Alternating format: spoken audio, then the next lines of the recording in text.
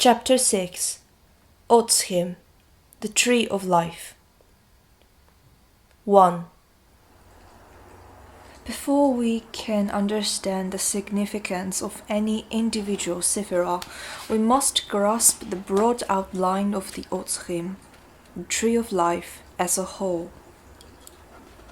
Second, it's a glyph, that is to say, a composite symbol, which is intended to represent the cosmos in its entirety and the soul of man as related thereto. And the more we study it, the more we see that it is an amazingly adequate representation. We use it as the engineer or the mathematician uses his sliding rule, to scan and calculate the intricacies of existence, visible and invisible, in external nature or the hidden depth of the soul. 3. It is represented, as will be seen from diagram 1 on page 34, as a set of 10 circles arranged in a certain pattern and connected among themselves by lines. The circle are 10 holy sephiroth, and the connecting lines are paths, 22 in number. 4. Each sephirah, which is the singular form of the word, which sephiroth is plural, is a phase of evolution, and in the language of the rabbis, they are all called the 10 holy emanations. The paths between them are phases of subjective consciousness. The paths or grades, Latin gradus, step, by which the soul unfolds its realization of the cosmos. The sephiroths are objective, the paths are subjective. 5.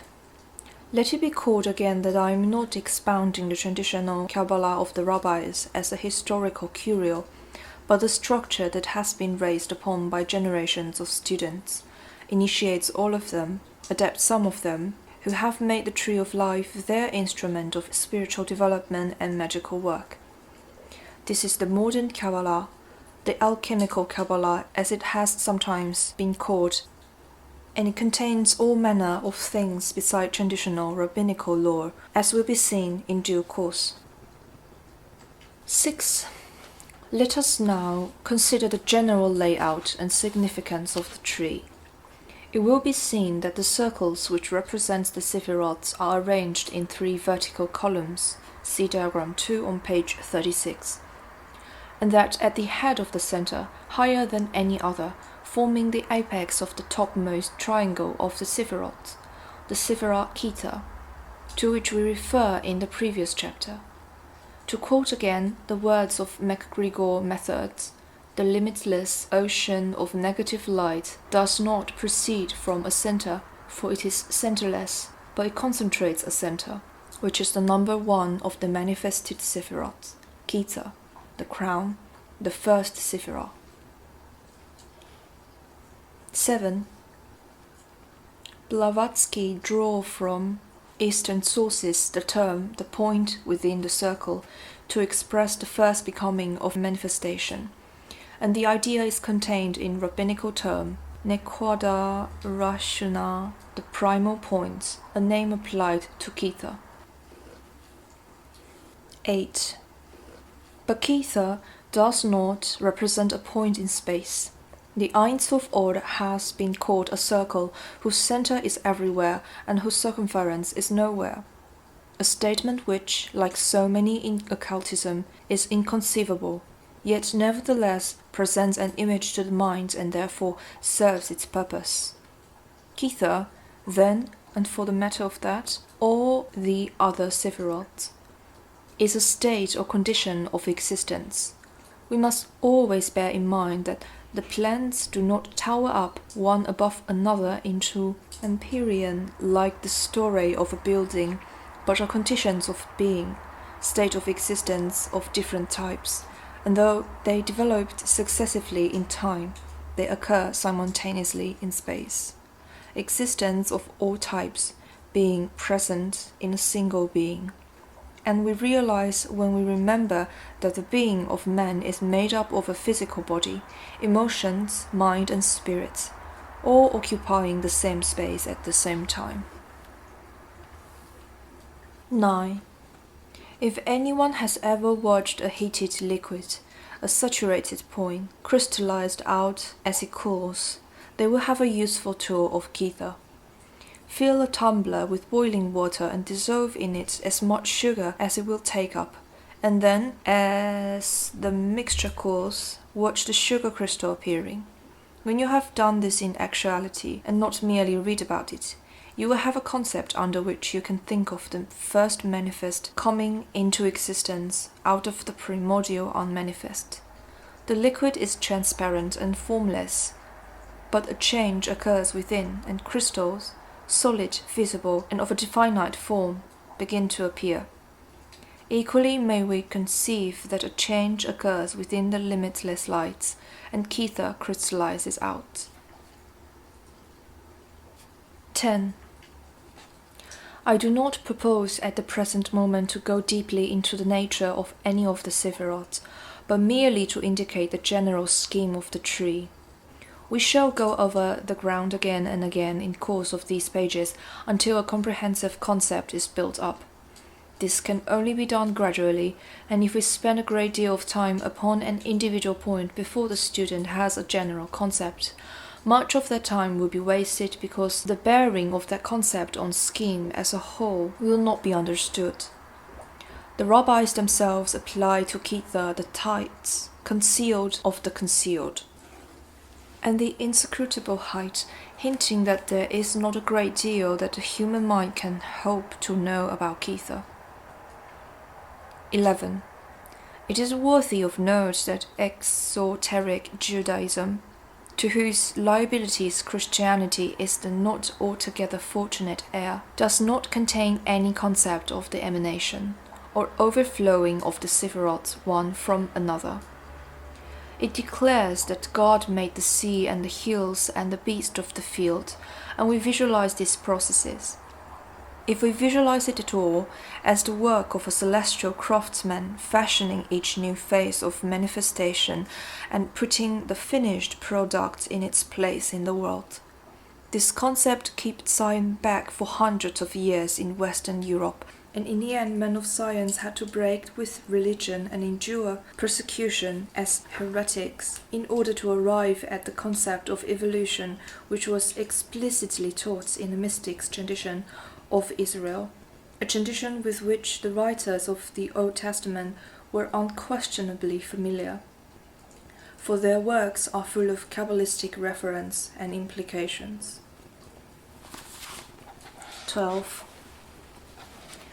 The Qabalah does not conceive of God as fabricating creation stage by stage, but thinks of the different phases of manifestation as evolving one from another, as if each Sephirah were a pool which, being filled, overflowed into a lower pool. To borrow again from MacGregor methods, hidden in an acorn is an oak with its acorns, and hidden in each of these is an oak with the acorns. So each Sephirah contains the potentiality of all that come after it in a scale of downflowing manifestation.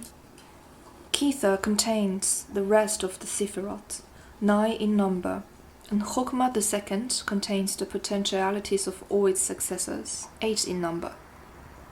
But in each Sephirah, only one aspect of manifestation is unfolded. The subsequent ones remain latent, and the preceding ones are received by reflection. Each Sephirah, then, is a pure form of existence in its essence. The influence of preceding phases of evolution is external to it. These aspects, as it were, having been crystallized out in the previous stages, are no longer in solution in the outflowing stream of manifestation which ever proceeds from the unmanifest through the channel of Kether. When therefore we want to find the essential nature, the basis of manifestation, of a particular type of existence, we get it in the Sephirah to which it corresponds when we meditate upon the Sephirah in its primal form. And there are 4 forms, or worlds, under which the Kabbalists conceive of the tree, and these we considered in due course. They are only referred to now in order that the student may have enough background to see his picture in perspective. 13. The student will find it very helpful to refer to the chapter in the Ancient Wisdom by Annie Besant, which deal with the phases of evolution. These threw much light upon the subject with which we are dealing, though the system of classification is not the same. 14. Let us now conceive of Kita, then, as a fountain which fills its basin, and then overflow therefrom feeds another fountain, which in its turn fills its basin and overflows. The unmanifest forever flows under pressure into Kita, and there comes a time when evolution has gone as far as it can in the extreme simplicity of the form of existence of the first manifest. All possible combinations have been formed, and they have undergone all possible permutations. Action and reaction are stereotyped. There can be no new development save the combination of the combinations among themselves. Force has formed all possible units, and next phase of development is for these units to combine into more complex structures. When this occurs, a new and more highly organized phase of existence begins. All that has already been evolved remains, but that which evolves now is more than the sum of the previously existing parts, for new capacities come into being. 15. This new phase represents a change of mode of existence. Just as Kita crystallized out of the limitless light, so the second Sephiroth, Chokmah, crystallizes out of Kita in this new mode of being. This new system of actions and reactions which have ceased to be simple and become complex and tangential. We now have 2 modes of existence, the simplicity of Kita and the relative complexity of Chokmah. Both these are so simple that no kind of life known to us could be maintained in them. Nevertheless, they are the forerunners of organic life. We might say that Kita is the first activity of manifestation, movement, and the condition of pure becoming, Rashid's Ha-Gilmalim, the first swearing. The commencement of whirring motions, as it is called by the Kabbalist, Premium Mobile, as it is called by the alchemists. Chokmah, the second Sivira, is called by the Rabbi Matzloth the sphere of the zodiac. Here we have introduced the concept of the circles with its segments. Creation has moved onwards. Out of the primordial egg has developed the serpent holds his tail in his mouth, as Blavatsky chronicles in her invaluable storehouse of archaic symbolism, the secret doctrine and Isis unveiled. 16. In a similar manner to that in which Kita overflows into Chokmah, thus Chokmah overflows into Binah, the third Sivira.